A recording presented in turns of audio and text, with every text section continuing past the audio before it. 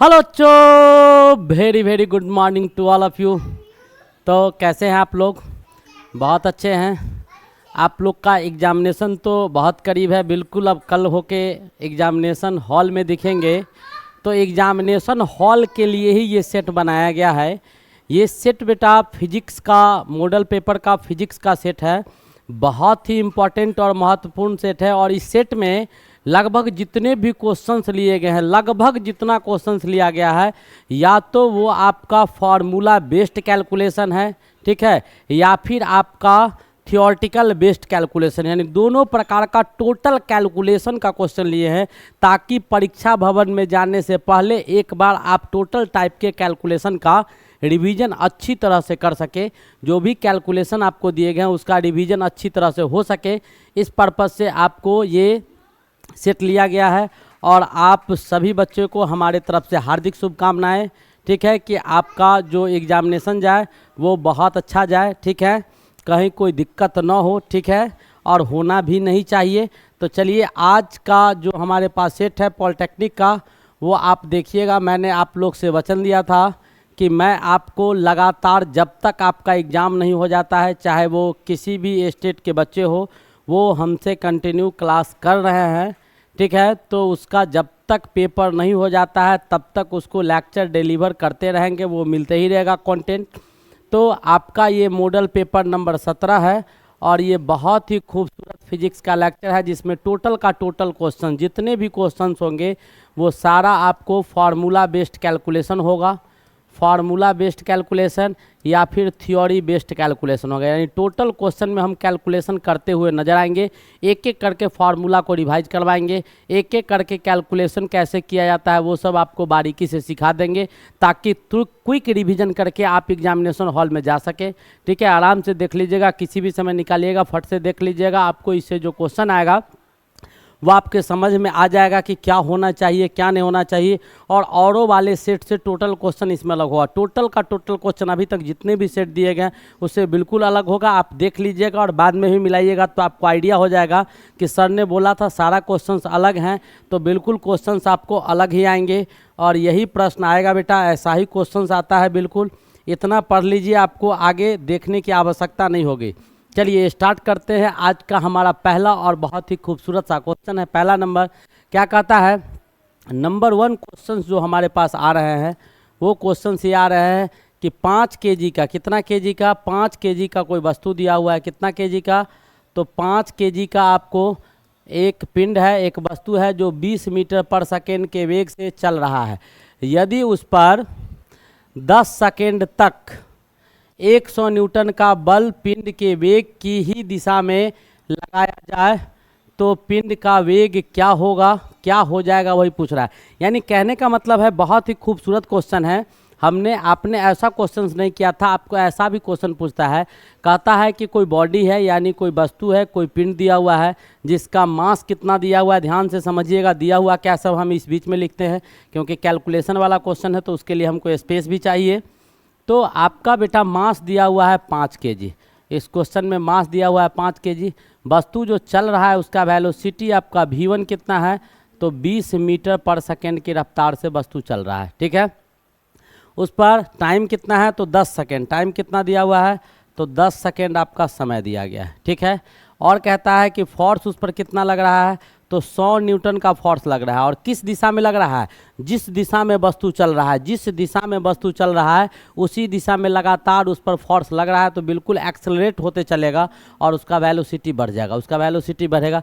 तो पूछ रहा है कि 10 सेकेंड तक लगातार उसी दिशा में 5 किलो के वस्तु के ऊपर 10 सेकेंड कर 100 न्यूटन का फोर्स अगर लगाया जाता है, जो वेलोसिटी का दिशा है उसी दिशा में, तो उसका वेलोसिटी जो हो जाएगा v2, वो क्या होगा, वही आपसे पूछा जा रहा है। वही आपसे क्या किया जा रहा है, पूछा जा रहा है। बहुत ही खूबसूरत सा क्वेश्चन है और आप लोग आसानी से इस क्वेश्चन को अप्रोच कर सकते हैं कि इसका वेलोसिटी क्या होगा। तो एक चीज़ तो बेटा पता होगा आप लोग को, इसका पहले इनिशियल मोमेंटम निकालिए, प्रारंभिक संवेग निकालिए। तो इनिशियल मोमेंटम जो होगा, प्रारंभिक संवेग जो होगा, संवेग को p से डिनोट करते हैं, वो आपका क्या होगा, m1 v1 होगा। और m1 v1 क्या हो जाएगा, मास गुने वेलोसिटी, ये दिया हुआ है, यानी 5 दूनी 10, 100 आपका प्रारंभिक संवेग 100 केजी मीटर पर सेकेंड हो जाएगा, केजी मीटर पर सेकेंड हो जाएगा। ये आपको डाटा दिया हुआ था, वो डाटा हमने लिखा था, ठीक है। और इसका फाइनल संवेग निकालिएगा, फाइनल आपका मोमेंटम निकालिएगा तो मास गुने v2 हो जाएगा, ठीक है। मास गुने वेलोसिटी v2, तो v2 आपका क्या हो जाएगा, तो v2 आपका 0 हो जाएगा, v2 क्या हो जाएगा, 0 हो जाएगा। फाइनली वस्तु किस अवस्था में पहुंचता है, तो फाइनली वस्तु आपका फाइनली नहीं, फाइनल मोमेंटम है ना v2 है, v2 0 कैसे हो जाएगा भाई, v2 ही तो निकालना है हमको, v2 ही निकालना है, तो ये 0 नहीं हो सकता। यही आपका क्वेश्चन दिया हुआ है कि v2 क्या होगा। तो चलिए यहाँ पर मान लेते हैं कि v2 जो होगा वो आपका इसका जो फाइनल मोमेंटम होगा वो मास गुने v2 होगा, तब 5v2 हो जाएगा। क्या हो जाएगा, 5v2 हो जाएगा। इनिशियल मोमेंटम निकाल लिए, फाइनल मोमेंटम निकाल लीजिए। अब इसके बाद करेंगे चेंज इन मोमेंटम निकाल लेते हैं। संवेग में जो अंतर होगा वो डेल पी क्या होगा, तो फाइनल मोमेंटम आपका कितना दिया हुआ है 5v2, फाइनल मोमेंटम कितना है आपका 5v2 आपका फाइनल मोमेंटम दिया गया है। फाइनल मोमेंटम आपका कितना दिया गया है, तो 5v2, तो 5v2 आपका फाइनल मोमेंटम है, 5v2 आपका फाइनल मोमेंटम है। इनिशियल मोमेंटम कितना था, तो आपका 100 था, इनिशियल 100 था। तो चेंज इन मोमेंटम क्या है 5v2 माइनस 100, और किस में निकालेंगे, तो 5v2 माइनस 100, और टाइम कितना है पर सेकेंड आपका दिया हुआ, तो टाइम आपका 10। तो ये आपका चेंज इन मोमेंटम आ गया। क्या आ गया, चेंज इन मोमेंटम आपका आ गया। अब आपको वेलोसिटी निकालना है, तो न्यूटन का सेकेंड नियम लगा दीजिए, जो मोमेंटम का नियम होता है, from Newton's second law, Newton's का दूसरा नियम, न्यूटन्स सेकेंड लॉ, न्यूटन्स का कौन सा नियम, दूसरा नियम। जब से ही न्यूटन का दूसरा नियम लगाइएगा तो टोटल मोमेंटम किसी भी वस्तु का जो होता है वो बेटा कंजर्व होता है, यानी फोर्स जो लगेगा वो चेंज इन मोमेंटम के बराबर लगेगा। तो 100 फोर्स लग रहा है और चेंज इन मोमेंटम हमारा क्या है 5v2 माइनस 100 और अपॉन 10 दिया हुआ है, ठीक है। तो यहाँ से आपको निकाल क्या देना है v2, तो ये 10 हो गया, तो ये आ जाएगा तो 1000 हो जाएगा, अब प्लस ये क्या आ जाएगा 100 इधर आ जाएगा, इधर बच जाएगा 5v2, और यहाँ से v2 बराबर आपका क्या आ जाएगा, तो 1100/5 हो जाएगा। 5 से इसको काट दीजिए, 5 दूनी 10, 5 दूनी 10, 0, यानी 220 मीटर पर सेकेंड आपका इसका क्या आ जाएगा फाइनल वेलोसिटी। तो हमने पहले भी बोला था कि जैसे जैसे उसी दिशा में फोर्स लगेगा वैसे वैसे उसका वेलोसिटी बढ़ता चला जाएगा, जैसे जैसे उस दिशा में उस पर फोर्स लगते रहेगा वैसे वैसे उसका वेलोसिटी बढ़ता चला जाएगा। और एक समय आएगा कि 10 सेकेंड के बाद वो चला कितना से था, तो 20 मीटर पर सेकेंड से, और मात्र 10 सेकेंड में 100 न्यूटन का उसी दिशा में फोर्स लगाते रहे तो 220 मीटर पर सेकेंड हो गया, कितना हो गया, यानी 200 मीटर पर सेकेंड उसका वेलोसिटी बढ़ जाता है। बहुत ही खूबसूरत और बहुत बेहतरीन क्वेश्चन था। ऐसे भी क्वेश्चंस आपको आते हैं, बिल्कुल पॉलिटेक्निक का पूछा गया ही क्वेश्चन है, बार बार रिपीटेड क्वेश्चन इसमें आ रहा है। नेक्स्ट देखिएगा, आप क्या कहता है कि दो पिंडों की पूर्ण प्रत्यास्थ टक्कर में क्या संरक्षित होता है। कहता है कि एक बॉडी है, ठीक है, एक बॉडी है, इसका मास m1 है, कुछ भी हो, वेलोसिटी v1 हो, इसका मास m2 है। अब ये एक दूसरे से जाएगा और जाने के बाद ये वस्तु क्या हो जाता है, एक दूसरे से टकरा जाता है। ये m1 वाला m2 के साथ या a बॉडी b के साथ टकरा जाता है कुछ, तो इसके पास होगा क्या, तो दो चीज़ होगा। इसके पास क्या है, मास और वेलोसिटी है। मास और वेलोसिटी है तो इसके पास एक चीज़ तो मोमेंटम होगा, तो मोमेंटम आपका कंजर्व हो जाएगा, p1 p2 के बराबर हो जाएगा। और दूसरा पहला वाला का जो काइनेटिक एनर्जी होगा वो दूसरे वाला के काइनेटिक एनर्जी के बराबर, यानी मोमेंटम आपका कंजर्व रहेगा और काइनेटिक एनर्जी कंजर्व रहेगा। यानी दो चीज़ आपका संरक्षित होगा जब वस्तु एक दूसरे से टकराएगा। वस्तु एक दूसरे से टकराएगा, वस्तु है तो मास है, चल रहा है तो उसका कुछ ना कुछ एक्सेलरेशन होगा, ठीक है, तो वेलोसिटी होगा। तो मास है वेलोसिटी है तो दो चीज़ हो सकता है, या तो मोमेंटम मास गुने वेलोसिटी हो सकता है, या मास गुने वेलोसिटी काइनेटिक एनर्जी हो सकता है। तीसरा तो इसमें कोई कॉन्सेप्ट आ नहीं रहा है, तो मास यानी काइनेटिक एनर्जी, गतिज ऊर्जा जो है आपका काइनेटिक एनर्जी, या फिर रेखीय संवेग जो एक जैसे वो टकराएगा एक दूसरे से, तो वहाँ पर आपका लीनियर मोमेंटम जो होगा वो दोनों आपका कंजर्व रहेगा, अदरवाइज सब चीज़ में परिवर्तन हो सकता है। नेक्स्ट क्वेश्चन देखिएगा, बहुत ही खूबसूरत क्वेश्चन था। अब कहता है कोणीय संवेग का मान होता है, यानी एंगुलर मोमेंटम जो होता है उसका मात्रक होता है। तो एंगुलर मोमेंटम को जूल पर सेकंड में मापते हैं, किसमें, जूल पर सेकंड में मापा जाता है। बहुत सिंपल क्वेश्चन था। अगला क्वेश्चन हमारे पास क्या है कि एक सरल आवर्त प्रगामी तरंग का समीकरण y बराबर, तो क्या दिया हुआ है हमारे पास, समीकरण क्या दिया हुआ है उसको लिखिए पहले। y बराबर दिया हुआ है 8 sign 2r 0.1 x minus 2t दिया हुआ है। ठीक है, ये दिया हुआ है, जहाँ x और y सेंटीमीटर में आपका दूरी है, t आपका टाइम है जो सेकंड में दिया गया है। किसी क्षण एक दूसरे से x दिशा में 2 सेंटीमीटर की दूरी पर स्थित, क्या कहता है, किसी क्षण यानी कुछ समय के बाद, कहता है कि एक दूसरे से x दिशा में एक दूसरे के सापेक्ष, कहता है कि 2 सेंटीमीटर की दूरी पर स्थित 2 कणों के बीच कालांतर होगा। यानी 2 कणों के बीच जो है 2 सेंटीमीटर दूरी के बीच आपका कालांतर जो होगा वही आपको पूछा जा रहा है। ठीक है, तो उसके एंगल निकालने हैं। तो बहुत ही सिंपल क्वेश्चन है लेकिन बहुत ज़बरदस्त क्वेश्चन है, बिल्कुल ज़बरदस्त क्वेश्चन है। तो मानक प्रगामी तरंग समीकरण आपको जानना होगा इसके लिए। तो चलिए हम मानक प्रगामी तरंग समीकरण क्या होगा, तरंग समीकरण जो होगा वो हमारा क्या होता है, y बराबर, वो हमारा क्या होता है, मानक प्रगामी तरंग समीकरण हमारा क्या होगा, y बराबर a साइन ओमेगा टी -5 होता है। y बराबर a साइन ओमेगा टी -5 होता है। ये हमारा स्टैंडर्ड इक्वेशन होता है तरंग का। अब दोनों को तुलना कर दीजिएगा। जैसे ही दोनों को तुलना कीजिएगा, ये इक्वेशन नंबर 1 है और ये समीकरण 2 है, दोनों को कंपेयर कीजिए। जैसे ही दोनों को कंपेयर कीजिएगा तो a का मान तो 8 के बराबर आ जाएगा, दूसरा जो आपका बचेगा इसमें वो मान बच के आ जाएगा आपका तो ओमेगा, और ये बचेगा तो इसको इससे बेटा गुना कर देगा। ज़रा सा आप लोग देखिएगा, हम इसको और शॉर्ट कर देते हैं, यानी और थोड़ा आसान बना देते हैं तो आपको अच्छी तरह से समझ में आएगा। 2 पाई से गुना कीजिएगा तो y बराबर हो जाएगा 8 साइन, और ये हो जाएगा 2 पाई गुने 0.1 गुने x माइनस 2 2 जा 4 पाई t के बराबर हो जाएगा। ठीक है, इसको समीकरण 1 मान लो। ठीक है, अब a बराबर ये हो गया, और दूसरा जो ओमेगा का मान होगा, ओमेगा का मान, वो ओमेगा का मान किसके बराबर हो जाएगा, ओमेगा का मान जो होगा वो किसके बराबर हो जाएगा, omega T minus Q, omega T -5 है, ओमेगा टी माइनस क्या दिया हुआ है, 5 दिया हुआ है। तो ओमेगा का मान नहीं, फाई का मान आप निकालिए, क्योंकि हमको फाई का मान पूछ रहा है। तो यहाँ पर फाई के जगह पर क्या आ जाएगा, ये टर्म आ जाएगा, क्योंकि टी वाला टर्म ओमेगा में है तो ओमेगा बराबर 4 पाई हो जाएगा। तो फाई के जगह पर जो टर्म हम लिखेंगे, बिल्कुल कंपेयर कर रहे हैं, तो फाई बराबर जो हमारे पास होगा वो हो जाएगा 2 पाई गुने 0.1 और गुने x हो जाएगा। 2 पाई गुने 0.1 गुने क्या हो जाएगा, x हो जाएगा। 2 पाई गुने 0.1 गुने x हो जाएगा। अब x के जगह पर कितना दिया हुआ है, तो 2 सेंटीमीटर दिया हुआ, तो अब इसके जगह पर डालो तो 2 पाई गुने 0.1 गुने कितना हो जाएगा 2। अब इसको क्या करो, गुना भाग कर दो, तो इसको 10 कर देगा। अब 2 दूनी 4, तो यानी क्या हो जाएगा 0.4 पाई हो जाएगा, 0.4 पाई। तो इतना क्या हो जाएगा, रेडियन हो जाएगा, इतना रेडियन है। इसको एंगल में बदलिएगा तो 0.4, ये कितना 180 डिग्री होता है, पाई बराबर 180 डिग्री। ये 10 हो गया, 0 से 0 कट गया, कितना डिग्री आ गया, मात्र 72 डिग्री का एंगल बना। कितना डिग्री का बना, 72 डिग्री का बना। ये भी आपका बहुत ही ज़बरदस्त क्वेश्चन था। हालांकि ऐसा क्वेश्चन हम फाई नहीं था उसमें, ये थोड़ा सा अल्टर टाइप का क्वेश्चन है, लेकिन ओमेगा निकालना आपको सिखाए हैं, जो एंगुलर वेलोसिटी होता है, वेलोसिटी निकालना सिखाए थे हमने। ओमेगा निकालने वाला क्वेश्चन पहले ही सिखा दिया है एंगुलर वेलोसिटी का।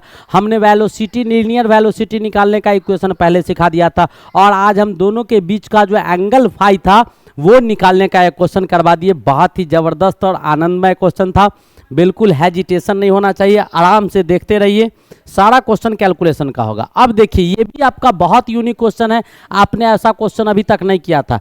क्या कहता है, एल लंबाई तथा ए परिच्छेद काट वाली एक धातु की छड़ को दृढ़ आकारों के बीच कस दिया जाता है। कहता है एल लंबाई है, एक ए उसका क्रॉस सेक्शनल एरिया है, उसको क्या कहा जाता है, एक धातु के रॉड के बीच तार से यानी उसको कस दिया जाता है। अब कहता है कि इसके पदार्थ का यंग प्रस्थाकन गुणांक आपको गामा दिया हुआ है, और लंब प्रसार जो गुणांक जो होगा, यंग प्रसारण गुणांक यानी जो लमड़ता है धातु, बिल्कुल कसिएगा तार या किसी चीज़ को तो लमड़ेगा, तो वो आपको दिया हुआ है लंब प्रसार दिया हुआ है गुणांक का अल्फा, और प्रस्थाकन दिया हुआ है गुणांक कितना, ये आपका गामा दिया हुआ है। अब कहता है यदि छड़ का ताप जो है वो डेल आर डिग्री सी बढ़ा दे, ठीक है, और छड़ को क्या करना है, क्या कहता है, छड़ का तापमान को बढ़ा देंगे। तो छड़ के तापमान को बढ़ाएंगे तो छड़ पिघलेगा तो कितना डिग्री सेल्सियस पर उसको बढ़ा रहे हैं, तो डेल्टा आर डिग्री सी से बढ़ा देते हैं। तो आधारों पर छड़ द्वारा आरोपित बल क्या होगा, यानी जो जिस पर वो खड़ा है, छड़ को जिस पर रखा गया है, तो उस पर आपका जो बल लगाएगा ये छड़, वो क्या होगा, वही आपसे पूछा जा रहा है। बहुत ही खूबसूरत क्वेश्चन है। तो लंब प्रसार गुणांक क्या होता है पहले वो जानिए। तो इसमें भी इक्वेशन लिखेंगे। लंब प्रसार गुणांक क्या होगा उसका कहानी पहले बताते हैं। लंब प्रसार गुणांक जो होगा वो आपका क्या होगा, तो लंब प्रसार गुणांक अल्फा बराबर हो जाएगा, अल्फा बराबर क्या हो जाएगा, अल्फा बराबर small L upon capital L गुने del T, small L upon capital L गुने डेल टी हो जाएगा। ये आपका क्या आ गया, तो लंब प्रसार गुणांक हो गया। ये लंब प्रसार गुणांक जो अल्फा दिया हुआ था हमने वो निकाल लिया, ठीक है। लंब प्रसार गुणांक के बाद तो यहाँ से L का मान अगर हम निकालें यहाँ से, तो हमारे पास L का क्या वैल्यू आ जाएगा, तो L बराबर हो जाएगा अल्फा गुने कैपिटल L आ गुने आपका डेल टी हो जाएगा। इसको हम लोग अल्फा L डेल टी भी बोल सकते हैं। L बराबर क्या बोल सकते हैं, अल्फा L डेल टी हम लोग इसको बोल सकते हैं। कोई दिक्कत है यहाँ तक तो बोलेगा, यहाँ तक कोई दिक्कत है, मेरे ख्याल से दिक्कत नहीं होना चाहिए। अब अनुदैर्ध्य विक्रिया क्या होता है उसके विषय में जान लीजिए, वो भी आपका दिया हुआ था। अनुदैर्ध्य विक्रिया जो होगा वो क्या होगा उसके विषय में जानते हैं। तो अनुदैर्ध्य विक्रिया का भी बेटा इक्वेशन होता है, उसका इक्वेशन क्या होता है, तो अनुदैर्ध्य विक्रिया क्या होता है, L upon small L upon capital L बराबर small L upon capital L बराबर अल्फा गुने del T, alpha del T के बराबर होता है। किसके बराबर होता है, अल्फा डेल टी के बराबर होता है। तो यहाँ से भी L का इक्वेशन निकाल दीजिए।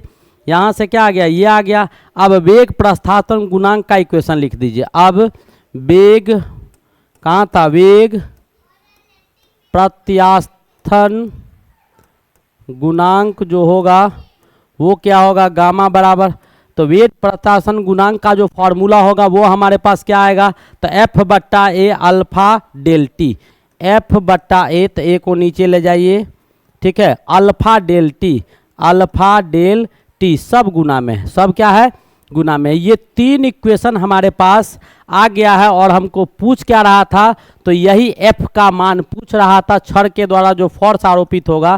तो F बराबर क्या हो जाएगा, gamma A alpha del T, ये हो जाएगा। F बराबर क्या हो जाएगा, gamma A alpha del T, gamma A alpha del T, यानी B is the correct option. तो ये आपका तीन समीकरण हमने दिखाया। तो आपको इससे भी क्वेश्चंस आते हैं, ये एक याद रखिएगा। जो लंब प्रसार गुणांक का है, अनुदैर्ध्य विक्रिया का एक इक्वेशन है जो आपके सामने दिया गया, और वेग प्रस्थापन का एक इक्वेशन है जो आपके सामने दिया गया। ये तीनों था। ऐसा क्वेश्चन हमने एक भी नहीं किया था। इसको डीपली एक्सप्लेन इसीलिए नहीं कर रहे हैं यहाँ पर, क्योंकि अभी आपका अर्जेंट यानी क्विक आपका परीक्षा है। सीधा फॉर्मूला दिमाग में रखना है और सीधे वहाँ पर पुट कर देना है, ठीक है। ज़्यादा डीप करेंगे तो अभी समझने लगोगे तो पुराना चीज़ निकल जाएगा। जो स्टोर है उसको रहने दो, अब कुछ करने की आवश्यकता नहीं है, बस टू द पॉइंट उसी से काम चलाना है। और जो एक्स्ट्रा आपको बताया गया उतना मेमोरी तो आपके पास होगा एक्स्ट्रा। अब कहता है कि 10 ग्राम द्रव्यमान का एक कण 0.5 मिलीमीटर, यानी 10 ग्राम का एक कण है जिसका मास 10 ग्राम दिया हुआ है। एक कण 0.5 मीटर आयाम वाला, ठीक है, तथा 10 रेडियन पर सेकेंड की वृत्तीय आवृत्ति दिया हुआ है, यानी वृत्तीय गोलीय यानी चक्र यानी सर्कुलर आपका फ्रीक्वेंसी दिया हुआ है। सरल आवर्त गति कर रहा है, यानी सरल आवर्त इस फ्रीक्वेंसी से आप वो सर्कुलर पाथ पर नाच रहा है। दोलन के दौरान कण पर लगने वाला अधिकतम बल का मान क्या होगा, यानी उस जो नाचेगा तो उस पर दो ठो फोर्स लगेगा, एक सेंट्रीपिटल फोर्स लगेगा, एक सेंट्रीफ्यूगल फोर्स लगेगा। तो कहता है कि दोलन के दौरान कण पर लगने वाला अधिकतम बल कौन होगा, यानी सेंट्रीपिटल फोर्स ज़्यादा लगेगा या सेंट्रीफ्यूगल फोर्स ज़्यादा लगेगा, यही आपको पूछा जा रहा है। ये भी आपका बहुत इंपॉर्टेंट क्वेश्चन है। फटाफट आप क्या कीजिएगा, सारे डाटा को पहले लिखिए जो क्वेश्चन में दिया हुआ है। तो क्वेश्चन में बेटा क्या सब डाटा है उसको फटाफट छाप देते हैं। क्वेश्चन में डाटा मास कितना दिया हुआ है, तो 10 ग्राम दिया हुआ है। इसको केजी में कन्वर्ट कीजिएगा तो क्या हो जाएगा केजी में, तो 10 बट्टा कितना हो जाएगा 1000, नहीं ये इससे कट गया, यानी क्या 0.1 इंटू 10⁻, क्या -2 kg, या 1 इंटू 10⁻, क्या -2 kg, 0.1 नहीं होगा, कितना होगा 1 इंटू 10⁻², ना। तो ये आपका आ गया, क्या आ गया आपको, तो ये निकल गया, आपको मास निकल गया, मास पता चल गया। अब आपको दिया हुआ था आयाम कितना दिया हुआ है, तो आयाम लिख दीजिए। आयाम आपको कितना दिया हुआ है, 0.5 मीटर दिया हुआ है, ठीक है। उसके बाद आपको वृत्तियाँ क्या, वृत्त आवृत्ति दिया हुआ है, तो वृत्त आवृत्ति आपका क्या है, गति दिया हुआ है। ओमेगा का मान दिया हुआ है, ओमेगा कितना दिया हुआ है 10 रेडियन पर सेकेंड। तो ओमेगा यानी सर्कुलर मोशन में है तो उसको ओमेगा एंगुलर वेलोसिटी जिसको कहा जाता है, ओमेगा बराबर कितना 10 रेडियन पर सेकेंड दिया हुआ है ओमेगा, ठीक है। और उसके बाद आपको क्या दिया हुआ है, ये 3 चीज़ आपको दिया हुआ था। फोर्स पूछ रहा है, तो फोर्स बराबर क्या होता है m ओमेगा स्क्वायर ए, डायरेक्ट फार्मूला हमारे पास होता है F बराबर m ओमेगा स्क्वायर ए, जो आयाम दिया हुआ है सो m ओमेगा स्क्वायर ए हो जाता है। m ओमेगा स्क्वायर ए हो जाता है, स्मॉल ए होगा यहाँ पर, कैपिटल ए आयाम को हम लोग स्मॉल ए से रिप्रेजेंट करते हैं। तो m ओमेगा स्क्वायर ए होगा, डाल दीजिए। मास कितना है 10⁻⁻² kg आई इंटू 10⁻⁻² kg आई इंटू आपका 0.5 आई इंटू आपका 10। इसको उड़ा दीजिए, इससे कट गया, इसको उड़ा दीजिए, किससे, इससे कट गया। अब बचा क्या 5 इंटू 10⁻⁻², यानी क्या 5 बट्टा कितना 100, यानी 0.05 न्यूटन, 0.05 न्यूटन के बराबर आ गया। 5 इंटू 10⁻² यानी क्या 0.5 न्यूटन। अच्छा ओमेगा स्क्वायर दिया हुआ था, तो ओमेगा का मान कितना था 0.5 आई इंटू 0.5 एक बढ़ जाएगा। अब इसका वैल्यू जो हो जाएगा वो आपको थोड़ा सा चेंज कर जाएगा, क्या चेंज कर जाएगा उसको सॉल्व करके देख लो। ओमेगा स्क्वायर था तो ओमेगा का वैल्यू आपका ओमेगा स्क्वायर 10 था, यार फिर यहाँ पर गलती की, यहाँ कितना था 10 था, ये कितना था 10 था, तो 10 डालेंगे हम लोग। ओमेगा स्क्वायर हटाओ, इतना गैदरिंग आ गया कि समझ में नहीं आएगा। चलिए अब इसका क्या m आपका कितना दिया हुआ है 10⁻⁻², ओमेगा स्क्वायर गुने ए है, तो ओमेगा स्क्वायर कितना हो जाएगा 10 × 10, ठीक है। और उसके बाद ए आपका कितना हो जाएगा तो 0.5। अब क्या हुआ 10⁻⁻², 10 10 कट गया, बचा कितना 0.5 न्यूटन। कौन सा ऑप्शन होगा, D is the correct option. ये भी आपका बहुत ही जबरदस्त क्वेश्चन था एंगुलर मोमेंटम का। नेक्स्ट क्वेश्चन देखिएगा क्या करता है, m द्रव्यमान का एक पिंड अल्फा कोण वाले खुरदरे नत तल पर नीचे की ओर फिसल रहा है, खुरदरे नत तल पर नीचे की ओर, यदि घर्षण गुणांक आपका म्यू दिया हुआ है, यानी कोफिशिएंट ऑफ फ्रिक्शन आपका म्यू दिया हुआ है, यदि पिंड यानी नीचे की ओर कोई भी चीज़ नीचे की ओर घसक रहा है, घर्षण है तो घर्षण उसको ऊपर की ओर खींचेगा, फोर्स लगाएगा। अगर घर्षण नहीं होता तो सीधा वो कहाँ नीचे की ओर तेजी से आ जाता। तो कहता है कि पिंड का त्वरण होगा, पिंड का जो वस्तु पर जो एक्सेलरेशन लगेगा वही आपको एक्सेलरेशन पूछा जा रहा है। एक्सेलरेशन क्या किया जा रहा है, पूछा जा रहा है। तो वस्तु पर एक्सेलरेशन बेटा कितना लगेगा, डायरेक्ट जान लीजिए कि आपका g गुने sine alpha minus mu cos alpha के बराबर लगेगा, ठीक है। बहुत सिंपल क्वेश्चन था, इसको हम एक्सप्लेन अभी नहीं करने जा रहे। नेक्स्ट क्वेश्चन देखिएगा, कहता है एक उत्थापक लिफ्ट का द्रव्यमान 500 किलोग्राम, लिफ्ट जो है वो 500 किलो का है। जब वह 2 मीटर पर सेकेंड से त्वरण से ऊपर, लिफ्ट यानी ऊपर जा रहा है 2 मीटर पर सेकेंड से ऊपर की ओर उठ रहा है, तो उसकी डोरी जिससे वो लिफ्ट खींचा जा रहा है, जो उस पर तार से जिससे उसे बांधा गया है, तो उसमें तनाव क्या होगा वही आपको पूछा जा रहा है। जी दिया हुआ है तो एक तो तनाव जी नीचे लगेगा, दूसरा आपको क्या लगेगा, तो पहले जो सब वैल्यू दिया गया है वो आप वैल्यू को लिखिए। तो इस क्वेश्चन में आपको वैल्यू क्या सब दिया गया है, जरा हम उस डाटा को लिखते हैं। तो मास आपका कितना दिया है, तो 500 kg दिया गया है, ठीक है। एक्सेलरेशन आपको कितना दिया गया, तो 2 मीटर पर सेकेंड स्क्वायर आपको एक्सेलरेशन दिया गया है, ठीक है। अब आपका जी का वैल्यू कितना दिया गया है क्वेश्चन में, तो 9.8 मीटर पर सेकेंड स्क्वायर लेना है। और टेंशन आपका क्या होगा, उसमें जो तनाव आएगा वो तनाव मान लेते हैं टी आता है। तनाव कितना आता है, टी आता है। तो आपको यही पूछा जा रहा है कि उसमें तनाव कितना आएगा। तो तनाव कितना आएगा, तो तनाव दो चीज़ के कारण आएगा। तनाव जो आएगा, एक तो आपका mg लगेगा और दूसरा आपका क्या लगेगा, ma लगेगा, दोनों के कारण आएगा। तो m को कॉमन ले लीजिए और g प्लस है, एक तो मास और एक्सेलरेशन है उसके कारण। तो मास आपका कितना है, तो 500 किलो है और g आपका 9.8 है और ये कितना है, 2 है। यानी क्या हो गया, 500 गुने 9 2 11 11.8, इसको उड़ा दीजिए, शून्य डाल दीजिए, ये इससे कट गया, काटिए 5 से 5 8 40, 4 हो गया, 11 5 55 और 4 59, 11 5 55 4 59। यानी इतना न्यूटन का फोर्स आपको किस पर लगेगा, जिस धागा से, जिस रॉड से, जिस तार से आपका लिफ्ट बना गया है। तो एक तो नीचे जी लगेगा, मास गुने एक्सेलरेशन, वो फोर्स लगेगा। दूसरा आपको क्या लगेगा, जो एक्सेलरेशन इसका ऊपर जा रहा है तो उसके नीचे भी एक्सेलरेशन लगेगा। तो एक ऊपर खींच रहा है, एक नीचे गया, तो दोनों के कारण तनाव तो किस पर लगेगा, तनाव तो टेंशन आपका रॉडवे में होगा, जिस तार से या जिस धागा से वो बांधा हुआ होगा उस पर। वही चीज़ हमको निकालना था। बहुत ही खूबसूरत क्वेश्चन था। नेक्स्ट क्वेश्चन कहता है ml2 t-2, ये बेटा L2 यहाँ है और t-3 यहाँ, इसको याद रखिएगा। ml2 t-3 आपका किसका यूनिट है, तो ml2 t-2 आपका पावर का यूनिट होगा। P बराबर क्या होता है, W/T होता है। W बराबर क्या होता है, फोर्स गुने डिस्प्लेसमेंट बटा टाइम होता है। फोर्स बराबर क्या होता है, मास गुने एक्सेलरेशन डिस्प्लेसमेंट बाई टाइम होता है। एक्सेलरेशन बराबर क्या होता है, मास गुने एक्सेलरेशन t, और ये एक्सेलरेशन डिस्टेंस बटा टाइम हो जाएगा। तो आपका क्या आ गया, ms2 t-2, ms2 t-2, यानी मास के लिए m, लेंथ के लिए -2 और t आपका आ गया, ये पर सेकंड स्क्वायर, तो t-3 हो जाएगा।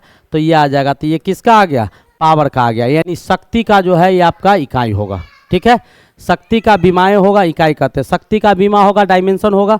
समझ में आ गया होगा, हमने एक एक चीज़ को तोड़ दिया। अब अगला क्वेश्चन कहता है कि एक 20 किलोग्राम का द्रव्यमान जो 10 मीटर पर सेकंड से, 20 किलो आपका वस्तु का मास दिया गया है, 10 मीटर पर सेकंड की चाल से चल रहा है, और 5 किलोग्राम आपका दूसरा वस्तु, 5 किलोग्राम जो स्थिर द्रव्यमान है। ठीक है, यानी 5 किलो का कोई वस्तु मान लो रोड के साइड में रखा हुआ है या कहीं स्थिर मूड में रखा हुआ है। 20 किलो का एक वस्तु है जो 10 मीटर पर सेकंड से चल रहा है। अब कहता है कि ये 20 किलो का वस्तु जो 10 मीटर पर सेकंड से चल रहा है, वो आपको 5 किलो का वस्तु जो कहीं रखा हुआ है उससे जाके टकरा जाता है। उससे जाके क्या करता है, टकरा जाता है। तो टकराने पर दोनों के द्रव्यमान चिपक जाते हैं, दोनों का मास जो होता है वो एक दूसरे से चिपक जाता है। तो संयुक्त द्रव्यमान जो आएगा उसका गतिज ऊर्जा क्या होगा, यानी उसका 20 किलो है, इसका 5 किलो, तो दोनों का टकरा जाएगा तो चिपक जाएगा, तो 20 5 कितना हो जाएगा, 25 किलो। तब आपको पूछा जा रहा है कि उसका काइनेटिक एनर्जी क्या होगा। तो बहुत ही सिंपल और बहुत ही बेस्ट क्वेश्चन है। अब आपको इस क्वेश्चन को अटेम्प्ट लेना होगा। कैसे अटेम्प्ट कीजिएगा जरा वो बताइए हमको। तो बहुत अच्छा क्वेश्चन हमको नजर आ रहा है। देखिएगा, पहले आपका क्या करते हैं कि इसका मास गुने वेलोसिटी पहला का निकालते हैं। तो m1 v1 जो होगा पहला वाला का, वो मास गुने वेलोसिटी क्या हो जाएगा, इसका मोमेंटम हो जाएगा 20 गुने 10, यानी क्या हो जाएगा 200 kg मीटर पर सेकेंड। 200 kg मीटर पर सेकेंड आपका m1 v1 आ जाएगा। m1 v1 कितना आ जाएगा, 200 kg मीटर पर सेकेंड। m2 v2 निकाल लीजिए। तो v2 का m2 और v2, तो m2 और v2 निकालिएगा तो मास दूसरा का 5 kg है, लेकिन वस्तु रुका हुआ है तो वेलोसिटी इसका क्या हो जाएगा, 0। अब दोनों एक दूसरे से टकरा गया है, दोनों एक दूसरे से टकरा गया है, यानी कंजर्वेशन ऑफ मोमेंटम का काम होगा। तो संयुक्त निकाय जो हो जाएगा आपका, संयुक्त निकाय का संवेग क्या हो जाएगा वो निकाल लेते हैं। तो संयुक्त निकाय जब दोनों आपस में मिलाएगा उसका संवेग, तो संयुक्त निकाय का संयोग क्या हो जाएगा, संयुक्त निकाय का संवेग क्या हो जाएगा। संयुक्त निकाय का जो संवेग हो जाएगा वो इसका प्लस इसका, यानी दोनों वाला का, तो उसका और नीचे वाला का, दोनों का। तो दोनों का संयुक्त जब होगा तो दोनों का मास क्या हो जाएगा, तो दोनों का मास गुने दोनों का वेलोसिटी। तो दोनों का मास आपका क्या हो जाएगा, इसका मास आपका 20 है, इसका 5 है, तो 25 हो जाएगा। पहले ही क्या था कि 20 वाला 10 मीटर पर सेकंड से चल रहा था, ये 5 वाला रुकल था। तो हम अगर रोड पर खड़ा है और कोई आदमी बच्चे आके हमको धक्का मार देगा तो हम खड़े थोड़े रहेंगे, क्या हम भी चलना शुरू कर देंगे, अब वो भी चलना शुरू कर देगा। तो उसका वेलोसिटी क्या होगा, हमको चला के ले जाएगा तो घटेगा और हमारा कुछ ना कुछ बढ़ेगा। तो दोनों जो पहले वाला वेलोसिटी था हमारा जो था सो रुके हुए थे, और उसका जो था वो भी चेंज हो जाएगा, मेरा भी चेंज हो जाएगा, तो दोनों चेंज होगा। अभी हम एक क्वेश्चन करवाए थे कि काइनेटिक एनर्जी बदलता है, लीनियर मोमेंटम दोनों बदल जाता है जब वस्तु एक दूसरे से टकराते हैं। तो दोनों कंजर्व रहता है, इसका उसमें और उसका इसमें, लेकिन रहता बिल्कुल सेम ही है। तो यहाँ पर 20 + 5 वेलोसिटी मान लेते हैं इसका इतना आ गया, तो कितना आ गया 25 भी आ गया, कितना आ गया 25 भी आ गया। संयुक्त निकाय का वेलोसिटी आपका 25 भी आपको आ गया। अब अकॉर्डिंग टू क्वेश्चन क्या होगा प्रश्न के अनुसार, तो प्रश्न के अनुसार ये आपका 25 भी जो होगा वो किसके बराबर होगा 200 प्लस कितना 200 प्लस 0, दोनों का जो मोमेंटम है अलग अलग, दोनों को जोड़ दीजिए, दोनों साथ में आ गया, वो दोनों का दोनों कंजर्व रहता है, तो साथ वाला का ये हो गया, ये अलग अलग था, तो दोनों का जोड़ इन दोनों के बराबर होगा। इससे पहले भी हम ऐसा क्वेश्चन आपको करवाए हैं एक थ्योरी का। तो इतना प्लस 0 हो गया, तो यहाँ से भी बराबर क्या हो गया 200 बटा कितना हो गया 25, तो 25 अठे कितना हो गया 200। आंसर कितना आया 8 मीटर पर सेकेंड। इसका मतलब दूसरा वाला का जो गतिज ऊर्जा आएगा, तो गतिज ऊर्जा क्या आ जाएगा, तो हाफ mv² दोनों का, तो हाफ mv² काइनेटिक एनर्जी आएगा, यही आपको पूछ रहा है। तो हम वेलोसिटी तो निकाल लिए, मास हमको पता है 25, तो 1/2 गुने 25 गुने m², यानी m² क्या 8 का स्क्वायर हो जाएगा, तो क्या हो जाएगा 1/2 हो जाएगा, गुने कितना हो जाएगा 25 गुने 8 कितना हो जाएगा 64। इसको काट दीजिए 32 बार में कटेगा। अब इसको गुना कर दीजिए 25 दूनी 50, 25 × 75 5 80, यानी क्या हो जाएगा 800। कितना हो जाएगा 800 जूल आ जाएगा। कितना आ जाएगा 800 जूल आ जाएगा। इसका काइनेटिक एनर्जी कितना आ जाएगा 800 जूल के बराबर आ जाएगा। बहुत ही बेहतरीन क्वेश्चन था, खूबसूरती और बेहतरीन में नंबर 1, बहुत अच्छे क्वेश्चन थे नो डाउट। तो आज देख रहे होंगे कि अलग ही मूड और अलग ही चाल, अलग ही धारा में आपको नजर आ रहा है। बेटा ये सब भी क्वेश्चंस आ सकता है, इसीलिए सारे क्वेश्चन, क्योंकि ये सारा आपका पॉलिटेक्निक के सिलेबस और सारे बुक में है।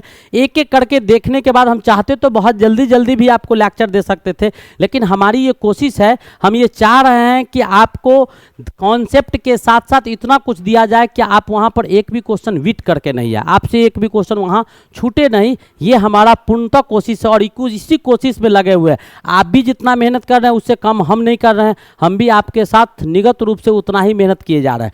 अब कहता है कि नियत त्वरण जी के नीचे उतरती लिफ्ट में सरल लोलक का आवर्त काल क्या होगा, यानी जी का नियत त्वरण आप जी है से नीचे उतरती हुई लिफ्ट, यानी आपका लिफ्ट नीचे आ रहा है, आज जी भी नीचे लग रहा है, तो कहता है कि उसमें सरल लोलक का आवर्त जो होगा वह आपको फ्रीक्वेंसी क्या होगा, वही आपको पूछा जा रहा है। तो जरा फटाफट बताइएगा कि इसका फ्रीक्वेंसी क्या होगा। फ्रीक्वेंसी क्या होगा, तो जी माइनस ए आपका वो भी आ रहा है, तो जी माइनस ए भी किसके बराबर है, जी माइनस जी के बराबर है, तो क्या हो जाएगा जी माइनस जी बराबर क्या हो जाएगा 0, जी माइनस जी बराबर 0। आ भी रहा है नीचे और किसके हिसाब से आ रहा है, जी के हिसाब से आ रहा है, जी लग रहा है उसी हिसाब से नीचे आ रहा है, तो जी माइनस जी बराबर क्या 0, बिल्कुल 0 हो जाएगा। अब इसके बाद हमारे पास क्या दिया हुआ है, तो हमको फिर क्या निकालना है, तो फ्रीक्वेंसी टाइम पीरियड निकालना है, तो टी बराबर क्या होता है 2π/L/g होता है, तो लगा दीजिए टी बराबर क्या हो जाएगा, टी बराबर फॉर्मूला होता है 2π√L/g। अब हमको निकालना क्या है, तो 2 कॉन्स्टेंटे है, पाई कॉन्स्टेंटे है, √L हो जाएगा, जी का मान कितना है 0 है, तो समथिंग डिवाइडेड बाय 0 कहाँ चला जाएगा इन्फिनिटी की ओर, यानी क्या हो जाएगा अनंत हो जाएगा। जी का मान क्या हो जाएगा अनंत हो जाएगा। वो कब आएगा नहीं आएगा कहीं कोई पता नहीं चलेगा। ये भी बहुत खूबसूरत और अच्छा क्वेश्चन था। नेक्स्ट कहता है कि एक फिल्म के आकार, यानी जल के एक बूंद का होगा, यानी आपका जल है उसका एक फिल्म है या झाग होगा, ठीक है। एक फिल्म के आकार आपको 10 गुने इतना सेंटीमीटर दिया हुआ है, लंबाई चौड़ाई से बढ़ाकर 10 गुने 11 सेंटीमीटर के करीब कर दिया जाता है, और इस करने में जो एनर्जी आपको जूल कार्य करना पड़ता है वहाँ से वहाँ बढ़ाने में, वो आपको 3 × 10⁻⁻⁴, ये आपका -4 है, 10⁻⁻⁴ कार्य करना पड़ता है। तो फिल्म का पृष्ठ तनाव कितना होगा वही आपसे पूछा जा रहा है। वो जो फिल्म है झाग उसका पृष्ठ तनाव कितना होगा, तो W बराबर क्या होता है 2 × T × डेल V। W बराबर हमारे पास होता है ओमेगा बराबर T × ओमेगा बराबर क्या होगा, एक एक करके जो वैल्यू दिया गया है, ओमेगा बराबर T × 2 × T × del V, 2 × T × del V। Omega बराबर हमारे पास फॉर्मूला क्या होता है, डायरेक्ट उसको यूटिलाइज करेंगे, ओमेगा बराबर 2 × T × डेल V, ओमेगा बराबर 2 × T × डेल V। और हमको निकालना क्या है, टी का मान निकालना है। सब चीज़ आपको दिया गया है, ये आपको ओमेगा कहते हैं वर्क डन, W ये दिया गया है, W ये दिया गया है, ये आपका V1 ये दिया गया है, V2 ये दिया गया है, ठीक है। कहानी खत्म। टी का मान निकालना है, तो टी बराबर आपको क्या हो जाएगा, टी बराबर हो जाएगा ओमेगा W बट्टा 2 इधर क्या हो जाएगा, डेल भी हो जाएगा। W का मान कितना है, तो 3 × 10⁻⁻4 जूल के बराबर दिया गया है। अब नीचे 2 लिख दो। डेल भी का मान क्या होगा, तो 10 × 11, 11 दहाई की 110 और 10 × 60 यानी 110 -60 हो जाएगा ये। अब इसको गुना भाग कर दो, 3 × 10⁻⁻4 और बट्टा 2 इंटू कितना हो जाएगा 50, 2 इंटू कितना हो जाएगा 50 हो जाएगा। 50 दूनी क्या हो जाएगा 100 यानी 3 इंटू 10⁻, नीचे ही 100 है और ऊपर जाएगा तो ऊपर जाने के बाद कि ये कितना के बराबर हो जाएगा, नीचे आपका कितना दिया हुआ है 100 दिया हुआ है, ऊपर कितना था 10⁻⁻4 जूल दिया हुआ था। कितना दिया हुआ था 10⁻⁻4 जूल आपको दे दिया था। ठीक है, अब आपका इसमें जो यूनिट है, यूनिट का जरा अच्छा ये सेंटीमीटर था, सेंटीमीटर है, इसमें जो यूनिट आता है वो मीटर में आता है। तो सेंटीमीटर स्क्वायर को मीटर में मापे जा तो आपका कितना आ जाएगा, तो यहाँ -4 लगाओ और यहाँ आपका ये जो दिया हुआ है वो सेंटीमीटर में है, तो सेंटीमीटर को मीटर में ले जाइएगा तो आपको 10 पे पावर कितना आ जाएगा, यहाँ 10 पे पावर आपका -2 आ जाएगा। मीटर में नाप दीजिएगा तो 10 पे पावर -2 आ जाएगा इंटू 2 आ जाएगा। ठीक है, अब इसको जैसे ही सॉल्व कीजिएगा तो आपका क्या आ जाएगा 3 × 10⁻³ आपका -2 न्यूटन पर मीटर हो जाएगा। न्यूटन पर मीटर आपका आंसर हो जाएगा। ठीक है, यहाँ से आप डायरेक्ट आंसर आप कैलकुलेट कर लीजिएगा, ये कैलकुलेशन कोई बड़ी चीज़ नहीं है।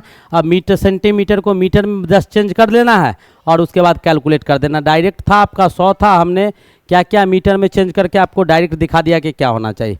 नेक्स्ट क्वेश्चन देखिएगा, क्या कहता है कि यदि आपका फास्फोरस द्वारा अतिमादित अर्धचालक में इलेक्ट्रॉन होल की संख्या, इलेक्ट्रॉन की संख्या n ही है और इलेक्ट्रॉन होल की संख्या NH है, तो इसका मान होगा, तो बेटा क्या होगा, इलेक्ट्रॉन की संख्या ज़्यादा होगा, इलेक्ट्रॉन होल का संख्या क्या होगा, कम होगा। बिल्कुल स्पष्ट चीज़ है। अब कहता है कोई रेडियो सक्रिय यानी रेडियो एक्टिव आपका पदार्थ दिया हुआ है, रेडियोधर्मी पदार्थ 16 दिन में 25% रह जाता है, 16 दिन में 75% खत्म हो जाता है, 25% बचा हुआ रह जाता है।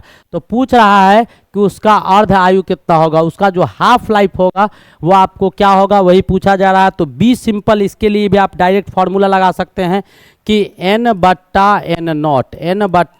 n/n0 यानी आपका क्या बचता है 25% कितना में, तो बट्टा 100 में, और ये जो होगा वो 1/2n के बराबर होगा, 1/2n के बराबर।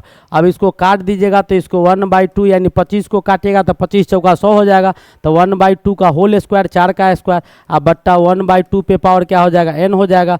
तो यहाँ से n बराबर कितना आ जाएगा 2, n बराबर क्या आ जाएगा 2, तो n का मान कितना आ गया 2 आ गया। आपको पूछ क्या रहा है अर्ध आयु, तो अर्ध आयु कितना हो जाएगा 16 था, n का मान 2 है, तो T1/2 बराबर कितना 16/2 कट के कितना आ गया 8 साल, कितना 8 दिन ना, दिन था तो 8 दिन, कितना आ गया 8 दिन, तो इसका अर्ध आयु कितना हो जाएगा आपका 8 डेज हो जाएगा। ठीक है, 8 दिन हो जाएगा। ये भी बहुत ही खूबसूरत और बेहतरीन क्वेश्चन था। तो अभी तक आपको समझ में आ रहा होगा कि जितने भी क्वेश्चंस आपको करवाए गए हैं सब अलग अलग टाइप का क्वेश्चन है और एक एक क्वेश्चन आपको बहुत ही बहुमूल्य और बहुत ही बेहतरीन क्वेश्चन दिया जा रहा है। आप लोग एक बार एग्जामिनेशन हॉल में जाने से पहले इसको जरूर एक बार देख लीजिएगा। ये मैं बार बार कह रहा हूँ, दिए गए बिंदु पथ में धारा का मान होगा। अब इसमें धारा का मान निकालना है भाई, तो क्या दिया हुआ है 3R 4R और 2R दिया हुआ है, 3R 4R और 2R आपको दे दिया गया है। तो 3R 4R 2R दे दिया गया है, तो R तो इसमें पता चल जाएगा, तीनों आपका सीरीज में है, तो 3 + 4 + 2, 4 2 6 3 9 ओम हो जाएगा। R आपका कितना हो जाएगा 9 ओम हो जाएगा। आपका वोल्टेज तो दिया नहीं है, V बराबर क्या होता है IR, हमारे पास फार्मूला क्या होता है ओम्स के नियम से, V बराबर IR होता है। तो I बराबर क्या होगा, I ही पूछ रहा था, I बराबर क्या हो जाएगा, तो V/R हो जाएगा। यहाँ पर आपको छूटा हुआ है, ये 9 वोल्ट होगा, कितना होगा 9 वोल्ट, तो ये आपका 9 वोल्ट अब बट्टा क्या 9 ओम, कट के कितना आ जाएगा, तो 1 एम्पियर आ जाएगा। कितना आ जाएगा 1 एम्पियर आ जाएगा। ये भी बहुत आसान क्वेश्चन था, कहीं से कोई दिक्कत नहीं था, ये छूटा हुआ था 9 वोल्ट, वो लिख दिए। कहता है कि एक माध्य आयु में रेडियो सक्रिय प्रतिदर्श का, एक माध्य आयु में रेडियो सक्रिय प्रतिदर्श का लगभग 2/3 पदार्थ विघटित हो जाता है। एक मध्य आयु जो होगा उसमें जितने भी रेडियो एक्टिव सब्सटेंस है उसका 2/3 हिस्सा जो है वो विघटित हो जाता है, टूट जाता है, विखंडित हो जाता है। ये आपको ध्यान में रखना चाहिए। इलेक्ट्रॉन वोल्ट किसका यूनिट है बेटा? तो इलेक्ट्रॉन वोल्ट एनर्जी का यूनिट होता है। ऊर्जा का मात्रा क्या होता है? इलेक्ट्रॉन वोल्ट होता है। ये भी आपको दिमाग में रखना चाहिए। यदि किसी लोलक को पहाड़ की चोटी पर ले जाया जाए तो उसका आवर्तकाल होगा। लोलक को पहाड़ की चोटी पर ले जाएंगे तो उसका आवर्तकाल क्या हो जाएगा? बढ़ेगा, कभी घटेगा नहीं। बिल्कुल जैसे ही ऊपर ले जाएंगे तो आवर्तकाल उसका बिल्कुल बढ़ने का काम करेगा, घटने का काम नहीं करेगा। नेक्स्ट क्वेश्चन, ये भी बहुत जबरदस्त क्वेश्चन है। ऑक्सीजन तथा हाइड्रोजन समान ताप T पर है, टेम्परेचर फिक्स है। ऑक्सीजन के अणुओं की औसत गतिज ऊर्जा तथा हाइड्रोजन के अणुओं की औसत गति ऊर्जा का अनुपात क्या होगा? दोनों का गतिज ऊर्जा आपको निकालना है। तो इसके लिए बेटा एक फॉर्मूला आता है। क्या आता है? काइनेटिक एनर्जी पर मोल, काइनेटिक एनर्जी जो होता है 3/2 RT के बराबर होता है। यानी पर मोल काइनेटिक एनर्जी पर मोल जो होगा, काइनेटिक एनर्जी आपको पर मोल जो होता है किसी भी गैस के लिए वो आपका 3/2 RT के बराबर होता है। किसी भी गैस के लिए काइनेटिक एनर्जी यही होगा। तो गैस कोई भी हो उससे कोई मतलब नहीं है। R भी कांस्टेंट है और T भी कांस्टेंट है। R भी कांस्टेंट है और T भी कांस्टेंट है। तो दोनों का जो निकाल लेंगे, काइनेटिक एनर्जी आप किसका निकालिए? आपका किसका दिया हुआ है? ऑक्सीजन का। और बट्टा काइनेटिक एनर्जी किसका निकाल लीजिए आप? तो हाइड्रोजन का। जैसे ही दोनों का निकालिएगा तो बात तो बराबर ही होगा। 3/2 R भी कांस्टेंट, T भी कांस्टेंट, 3/2 भी कांस्टेंट, दोनों में कांस्टेंट है, पूरा कट जाएगा, 1:1 आ जाएगा। क्या आ जाएगा? 1:1। तो कोई भी गैस रहे, ठीक है, कोई भी गैस रहे, टेम्परेचर अगर फिक्स हो जाएगा, टेम्परेचर फिक्स हो जाएगा तो उसका काइनेटिक एनर्जी ऑलवेज फिक्स होता है, 1:1 के अनुपात में ही रहेगा। बिल्कुल इस चीज़ को याद रखिएगा। ये फॉर्मूला, इससे भी आपको क्वेश्चंस आ सकता है, आता भी है। नेक्स्ट क्वेश्चन क्या कहता है? बराबर द्रव्यमान के दो पिंडों को H और 4H ऊंचाई पर ले जाया जाता है। यानी बराबर द्रव्यमान, मास आपका सेम है और ऊंचाई आपका एक को H ले आता है, एक को 4H पर ले जाकर रख दिया जाता है। तब उसका स्थितिज ऊर्जा क्या होता है? हमारा mgh हो जाएगा। और दूसरा वाला का भी क्या हो जाएगा? mgh, यानी H के जगह पर क्या 4H हो जाएगा। अब इसका निकालिएगा तो क्या E कटिएगा, H से H कट गया, 1:2 क्या आ गया? 4। स्थितिज ऊर्जा तो यही आता है, 1/4 रेशियो आ जाएगा। बहुत ही सिंपल क्वेश्चन था। नेक्स्ट क्वेश्चन हमारा क्या कहता है? समझ में आ रहा है? बहुत ही बेहतरीन क्वेश्चन सब है बेटा, एक से एक क्वेश्चन अजूबा। बोले थे कि कोई क्वेश्चन ऐसा नहीं जो बिना कलम उठाए आपसे बने, ठीक है। नेक्स्ट क्वेश्चन क्या कहता है? चुंबकीय याम्योतर और भौगोलिक याम्योतर के बीच कोण को कहते हैं। चुंबकीय योतर और भौगोलिक के बीच के कोण को क्या कहा जाता है? चुंबकीय याम्योतर और भौगोलिक याम्योतर के बीच के कोण को क्या कहा जाता है? चुंबकीय द्विपात कहा जाता है। चुंबकीय याम्योतर और भौगोलिक याम्योतर के बीच के कोण को क्या कहा जाता है? चुंबकीय द्विपात कहा जाता है। चुंबकीय द्विपात कहा जाता है। उम्मीद है समझ में आ गया होगा। ये बहुत सिंपल है, इसमें क्या समझा है। अब कहता है एक्स किरण, यानी एक्सरे किरण होता है, आपको पता है कि भेदन क्षमता निम्नलिखित में से किस पर निर्भर नहीं करता है। एक्सरे जो होता है उसका पेनिट्रेशन पावर होता है, यानी उसको लॉन्ग टाइम तक किसी चीज़ से गुजारिएगा ना तो अपने जहाँ से वो गुजरेगा इतना एनर्जेटिक होता है कि वहाँ छेद कर देगा। इसीलिए जब एक्सरे करवाने हम लोग जाते हैं तो तुरंत लगाता है फोटोग्राफिक प्लेट नीचे में और ऊपर से लाइट गुजारता है, बटन दिया और तुरंत बंद कर देता है। ज़्यादा देर तक गुजारेगा तो आपको हड्डी को क्या कर देगा? जला के जहाँ पर जाएगा वहाँ छेद कर देगा, ठीक है, अपने उसमें छेद हो जाएगा। तो आप गए तो हड्डी टूटल है कि फूटल उसको दिखवाने, पता चलेगा वैसा टूट गया कि भरले नहीं भराएगा, ठीक है, कैल्शियम डालना होगा। अब क्या कहता है कि तरंग दैर्घ्य पर, अब कहता है विभवांतर पर, ऊर्जा पर, तंतु की धारा पर, ये सब पर निर्भर करता है। किस पर निर्भर नहीं करता है? तंतु की धारा पर आधारित नहीं होता है। नेक्स्ट क्वेश्चन क्या कहता है? एक आपका स्पर्शा धारामापी का कुंडली के फेरों की संख्या 25 दिया हुआ है, यानी n का मान कितना दिया हुआ है? 25 दिया हुआ है, हम लिखते जाते हैं। और त्रिज्या आपको 15 सेंटीमीटर, r कितना दिया हुआ है? तो 15 सेंटीमीटर दिया हुआ है। अब कहता है पृथ्वी के चुंबकीय क्षेत्र का क्षैतिज घटक जो दिया हुआ है वो आपका क्षैतिज घटक क्या दिया हुआ है? क्षैतिज घटक आपका दिया हुआ है कितना? 3 × 10⁻⁻⁵। ये कितना है? 10⁻⁻⁵, ठीक है।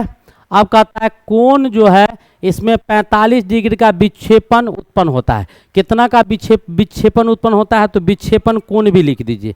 क्या लिख लीजिए, आपका विक्षेपण कोण जो आपका बीटा का मान, ये आपका क्षैतिज घटक को बी लिखते हैं, ठीक है, और विक्षेपण कोण आपका थीटा कितना हो गया, 45 डिग्री। अब आपसे पूछ रहा है कि इससे कहता है कि उत्पन्न करने के लिए आवश्यक धारा, इतना कुछ उत्पन्न करने के लिए कितने करंट की आवश्यकता होगी, वही आपसे पूछा जा रहा है।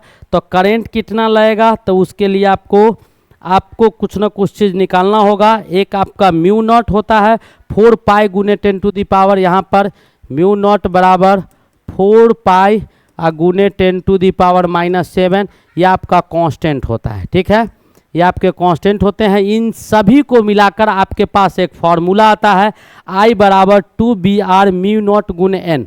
I बराबर हमारे पास एक फॉर्मूला होता है, I बराबर 2BR म्यू नॉट और गुने एन, और सब वैल्यू आपको पता है, putting the value getting the result.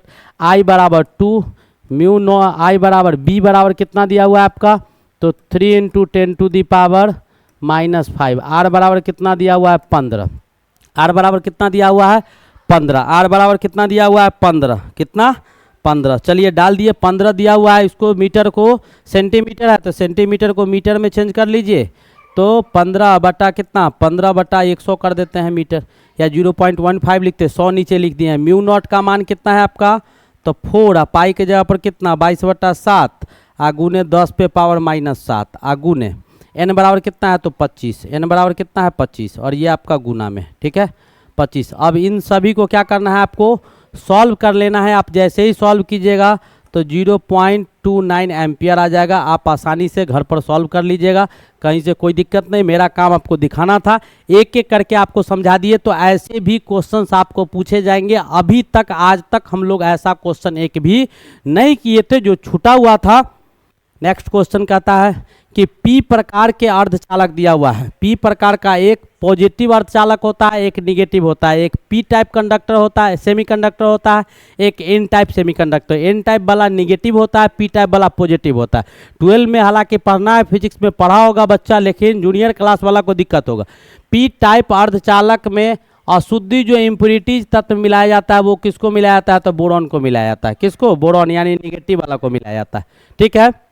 अब कहता है कि अल्पवेगी और अतिवेगी। अल्पवेगी मतलब कम वेगी, और अतिवेगी मतलब क्या, ज़्यादा वेगी।